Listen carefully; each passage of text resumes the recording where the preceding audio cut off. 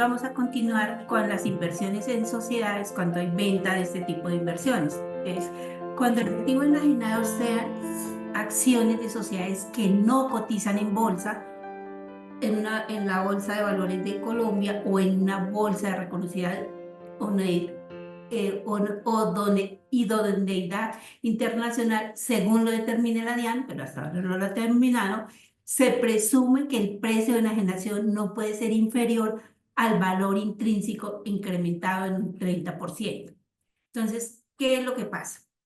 Entonces, cuando yo voy o cuando se determina, se realiza la venta de acciones, yo tengo que mirar cuánto es el valor intrínseco contable en la fecha de venta o al mes anterior a la fecha de venta. Entonces, ¿cómo se determina el valor intrínseco contable? Tomo el patrimonio bruto de la sociedad que está enajenando de la cual se están enajenando las acciones. En el ejemplo, 33.000 millones. Determino cuánto es el valor nominal, 1.000 pesos, el número de acciones en circulación, 5.000 acciones, y el valor intrínseco contable se determina dividiendo el valor del patrimonio contable entre el número de acciones en circulación, entre los 5.000. Es decir, que el valor intrínseco contable de las acciones son 6.602. Pero la norma que me dice, tiene que incrementarlo en un 30%. Es decir, que el 130% del valor intrínseco contable son 8.584 pesos, perdón. Entonces, en el momento de la venta, yo tengo que mirar por qué valor efectivamente se hizo la transacción. Puede ser que contablemente y comercialmente se hubiera hecho al valor nominal, pero yo tengo que determinar cuál es ese valor intrínseco fiscal, porque yo tendría que fiscalmente ajustarlo a este valor, ¿sí? O sea, no puedo tomar siempre como referencia el valor de enajenación, sino tengo que mirar que si el valor intrínseco incrementado en un 130% es superior al valor de venta, debería fiscalmente de hacer el ajuste.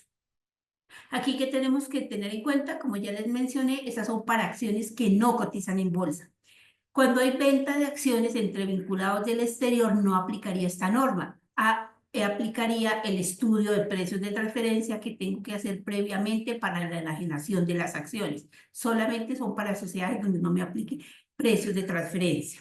Ahora continuamos con las inversiones en derivados. Entonces, este tipo de inversiones, ¿qué se refiere?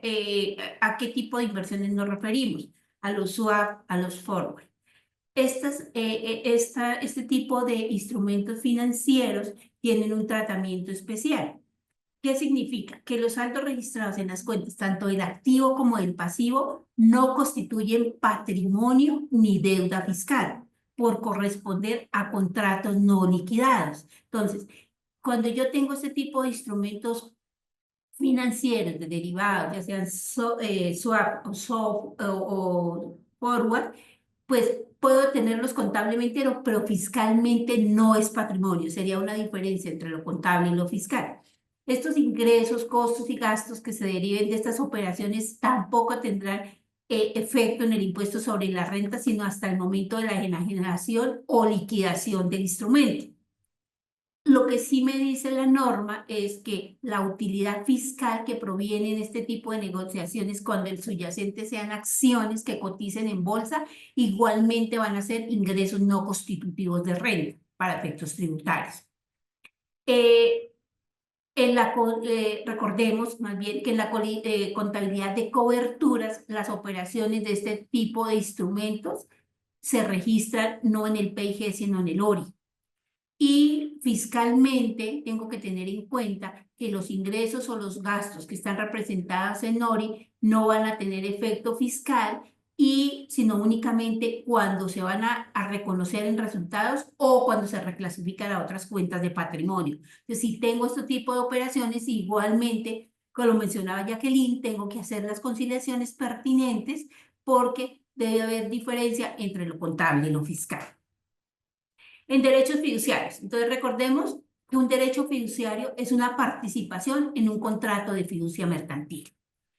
¿Qué puede pasar en este tipo de inversiones? Que contablemente yo haya manejado esa inversión como un derecho fiduciario, como una inversión. Pero por norma de transparencia fiscal, yo tengo que declarar el activo subyacente, lo que hay detrás de. Es decir, que si yo tengo en una fiducia un inmueble, por lo que se aportó a esa fiducia fue un inmueble, contablemente pueda que lo tenga la inversión como un derecho fiduciario, pero para efectos tributarios tengo que declarar que yo tengo es un inmueble, no tengo un derecho fiduciario. ¿Por qué? Por la norma de transparencia fiscal que me dice el artículo 271-1 y 102 del estatuto. Para efectos tributarios, ¿cuál es el valor patrimonial? Entonces, será el valor patrimonial que me va a certificar la fiduciaria. Pero en este caso también fue a partir de la reforma tributaria del 2016, es decir, a partir del 1 de enero de 2017, yo tengo que declarar en forma separada el activo y el pasivo. Hasta 2016, ¿qué pasaba? Que la fiducia me certificaba su valor, el patrimonio líquido al 31 de diciembre es tanto, y ese era el valor que yo declaraba. Pero con esta reforma a mí me toca separar, me toca pedir el estado, la certificación y el estado financiero de la fiducia para mirar que tengo que incorporar en forma separada el activo y el pasivo. No puedo declarar el patrimonio neto. Es obligación, como ya les dije, que la fiducia entregue el certificado a favor del beneficiario o fideicomitente, y la norma me dice, suscrita por el representante legal o contador o revisor fiscal. ¿Qué pasa? Que cuando se discutió esta reforma tributaria, inicialmente estaba que la fiduciaria debería certificarme los valores contables y los valores fiscales, pero en la reforma final que quedó solamente está la obligación que la fiducia me certifique valores contables. Por eso es a veces se vuelve un poquito complicado, pero toca hacerlo. Pedir el balance de la fiducia y empezar a separarlo, a revisarlo detalladamente para saber qué va contable y qué va fiscal, ¿sí? Entonces acá igualmente recomendación, no se quede con la certificación que le da la fiducia, porque ellos me certifican contable y yo necesito fiscal y necesito hacer la conciliación. Ejemplo, si en esa fiducia hay un gravamen, ¿usted cómo sabe que ese 50% es no deducible? Pues necesito el detalle del balance para saber que ese gasto que aparece ya en la fiducia como gravamen no va a ser fiscal. Si tengo unos intereses moratorios, X o Y, tampoco va a ser. ¿Cómo sé? Pidiendo el balance. Es obligación pedir el balance para poder hacer la conciliación. El valor patrimonial de los derechos. Entonces, ¿cuál es el valor patrimonial de los derechos del fideicomitente? Es el valor que me corresponda de acuerdo a la participación que yo tenga en el patrimonio o en el fideicomiso al final del ejercicio. Entonces, ¿qué hago? Yo tengo el balance discriminado, el balance detallado, y voy mirando. De aquí me corresponde, si yo soy el fideicomitente en el 100, no tengo problema. Si tengo en el 80, pues va a ser el 80 de cada uno de esos rubros, y eso es lo que voy a declarar como valor patrimonial en el fideicomiso.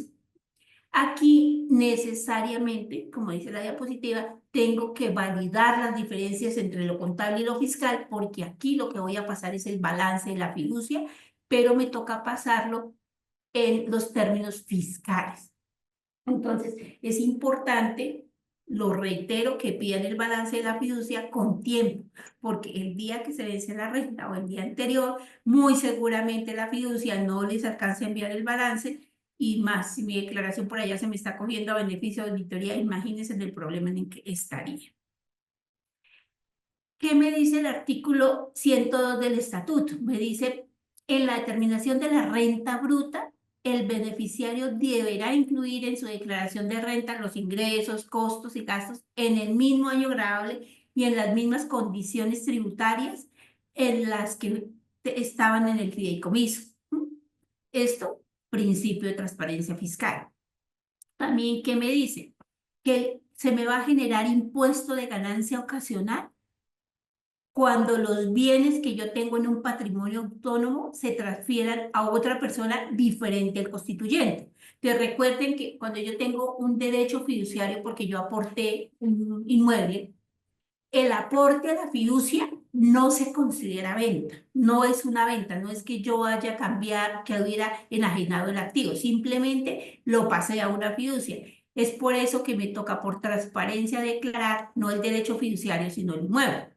Entonces, si yo le cambio el beneficiario o yo no fui el constituyente y le cambio el beneficiario, ¿qué significa o qué me dice la norma fiscal? Se le va a generar una renta o una ganancia ocasional para el constituyente, porque en ese momento que está en la fiducia, si le estoy cambiando, al cambiar de tercero, pues estoy haciendo una enajenación. Entonces, tenga presente eso. Los derechos fiduciarios deben tener el costo fiscal y las condiciones tributarias de los bienes o derechos aportados al patrimonio. Es decir, si usted lo que aportó al patrimonio autónomo fueron unas acciones, cuando haga también igual su declaración de renta, ¿qué me está diciendo? Usted va a tener el costo fiscal de sus acciones, no por lo que estén en la fiducia, sino cuánto me costaron esas acciones, cuánto hace que yo tenía esas acciones. Y al cierre del periodo gravable, los derechos fiduciarios tendrán el tratamiento patrimonial que le corresponda a la persona que sea titular de ese patrimonio autónomo. Entonces, es para tenerlo en cuenta. Si tenemos otro tipo de inversiones, pedir la información a la fiducia con tiempo.